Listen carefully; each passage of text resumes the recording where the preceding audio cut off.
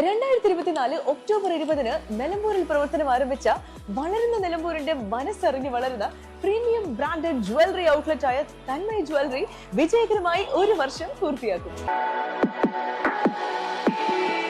തുവൂർ മാമ്പുഴ അലി ഹസൻ മുസ്ലിയാരുടെ ആണ്ട് നേർച്ചയ്ക്ക് തുടക്കമായി. പാണക്കാട് റഷീദ് അലി ശിഹാബ് തങ്ങൾ നേർച്ച ഉദ്ഘാടനം ചെയ്തു. 7 ദിവസങ്ങളായി നടക്കുന്ന നേർച്ച ഞായറാഴ്ച അന്നദാനത്തോടെ സമാപിക്കും.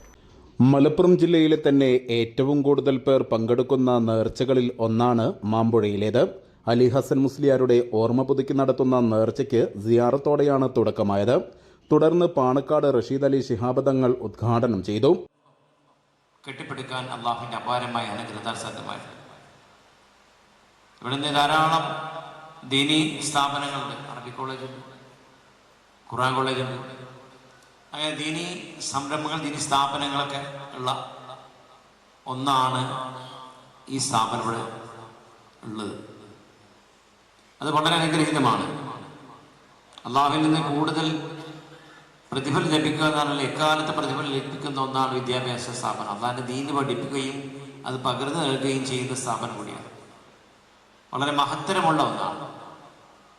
ഈ സ്ഥാപനം തുടങ്ങാൻ മഹാനവറുകൾ സ്വന്തം കൈകൊണ്ട് തന്നെ മണ്ണ് കൊണ്ട് ഉണ്ടാക്കിയ ആ നമസ്കാരക്കൊട്ടിൽ